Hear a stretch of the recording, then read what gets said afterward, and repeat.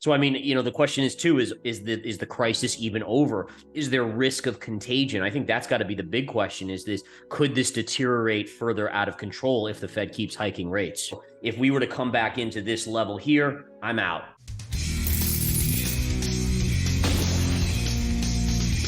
In today's video, Chief Market Strategist of InTheMoneyStocks.com Gareth Soloway tells us all about his latest analysis of the charts as well as his predictions and price targets for Bitcoin and Ethereum. He believes that we could possibly see Bitcoin's low in the coming months. Soloway shares his opinion regarding high inflation rates, the stock market, the crypto market, and the Fed. Before listening to him, please ensure to smash the like button and subscribe to the channel. So what are you seeing out there? What's got your eye right now?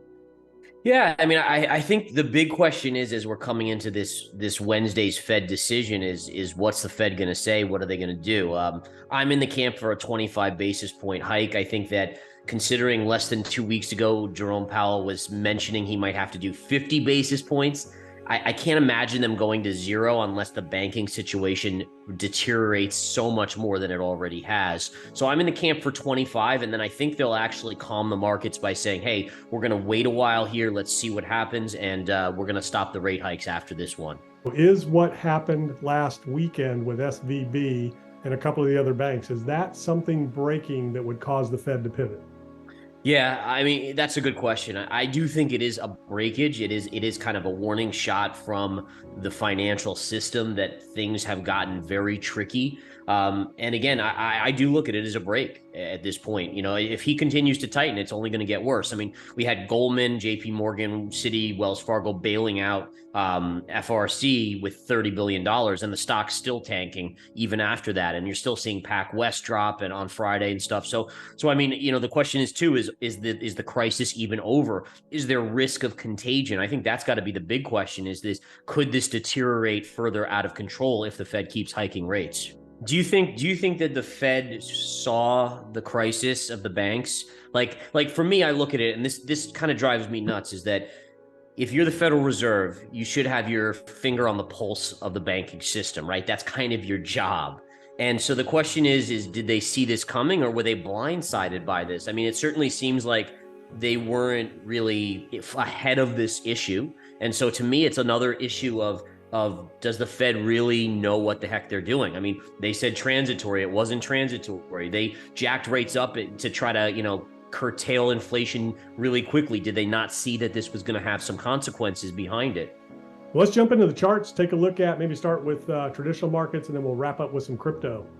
Sure, absolutely. So let me bring up my charts here. We'll take a look.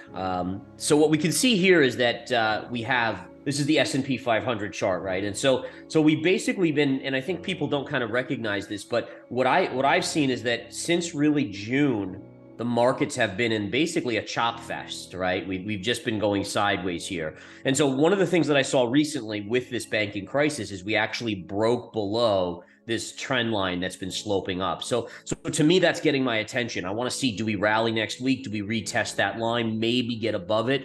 But right now, I do think the markets all are vulnerable. And I still have it priced in that the second half of 2023, I do see us not only retesting the lows from October, but then starting to actually go down to some of these targets, maybe even as low as 3,000. So I'm in the camp where I do think that we're in for a recession. I think that anyone who says we're not, it's going to be some soft landing. I mean, again, show me a place where the Fed has hiked this quickly, this fast, with this dramatic rise in rates. And I can't imagine us getting away with no recession whatsoever. So I think investors in stocks have to be aware of that. And I think if you factor in a recession, even a mild recession, valuations to me are still way too lofty in many of these names. Not only has money now rotated over the last few days into the NASDAQ, but also crypto. I mean, not so much the altcoins, but Bitcoin and Ethereum. This is like their first test case in a long, long time, right? Their first banking crisis since the inception of Bitcoin. And you've absolutely seen a huge amount of money roll over into cryptocurrencies, specifically Bitcoin and Ethereum. And I think that's fascinating. You think about the reasoning behind the creation of Bitcoin, and here we are. I mean, this is just one of those use cases for it, and I think it adds credence. I'm still not in the camp where I think that necessarily the lows are all the way in on Bitcoin or Ethereum, but you can't deny that this just strengthens the case long-term for why we need Bitcoin. ARK saw record inflows through all this. Isn't that amazing? Yeah. I mean, that's part of my issue with why I just can't see that the markets have fully bottomed, because you still see so much speculation in the market. I mean, people are just itching for 2021 all over again, like a drug addict, they're scratching at their skin. So yeah, I do think that it's at this point where investors got to still be very wary, right? The Fed isn't going to, number one, the Fed's not going to just go to cutting rates, right? They're not going to, you're not going to see this all of a sudden, this massive pivot where interest rates miraculously go back to 1% on the Fed funds. I mean, it's just not going to happen in a long period of time. Now, are they going to finally pause? Yeah, I think that makes sense. Maybe drop rates by 2024 a tiny bit, but I just do not see them dropping rates all the way back down. And if they have to do that, the economic situation is going to be ridiculously horrible for them to do that in. And what's interesting is too, with unemployment, right? You have seen companies, at least mega cap companies, laying off significant amounts of people, and it hasn't really had an impact yet. I am in the camp that at some point there's like a mountain kind of cliff where we do roll over it and you do see a spike, but it may take a little bit more time than even the next couple months. I do wonder though, what type of jobs, right? So the job openings that I'm seeing are not necessarily the tech jobs, the Microsofts. I mean, like the Microsofts, the Metas, they're not hiring, right? But it's more like the McDonald's, the workers, So it seems like it's a type of job. Construction, and I wonder if, industry, service. Right. Yeah, exactly. So it's not necessarily the super high paying jobs that people want. It's more like the ones that had to raise their salary from or $12 an hour to $20 an hour that are still trying to get workers. And again, the question is, will enough people that lose their jobs at Twitter will they be looking for jobs in those places, or do we just have a shortage of those particular workers? You have the automation factor, you have the robotic factor, you have the AI factor, and you can't help but wonder in 20 years from now, is there going to be a major crisis where we've had so many jobs replaced at that point? And the other thing goes for housing too, and this is something that I've speculated on, is that in about 20 years, you have the baby boomer generation that starts passing away quite the huge amount. And a lot of that generation, they own 1-2 houses, right? So all of a sudden you have this massive onflow of housing potential, like amounts. And I do wonder about the housing market in 20. I mean, it's a long way off, but for me, I love this thinking about that stuff and thinking about what could happen. Do you think that the inflation aspects that are causing home prices to stay high, are we pricing out a certain amount of people that can't even afford then to buy homes, even if it's their first home or whatnot? So I think that it's partial, right? So you have the Fed potentially, instead of a 50 basis point, which prior to last weekend we were kind of thinking about, now all of a sudden 0 or 25, and obviously most likely a pause after that. And then also, I think that there was this massive amount of money that flowed from bank stocks and the markets into Bitcoin, which helped push it up like we see it on the chart in front of us. And so I think it's a combination of that. I do think that once the banking situation calms down, you do see some of that money come out of crypto in terms of Bitcoin and Ethereum, but it certainly was part of that. And we saw it in gold, right? I mean, gold has had a massive run up as well. And if we think about it logically, just, the Fed going to 25 or to 0, it's not like they're dropping rates, so it doesn't necessarily tell us that gold should be ripping north of its all-time highs, but we are getting pretty close because of some of the money flow, the people taking kind of a protective measure here in these assets. Yeah. So what are you seeing for Bitcoin? Where do you have that in your short-term, midterm view right now?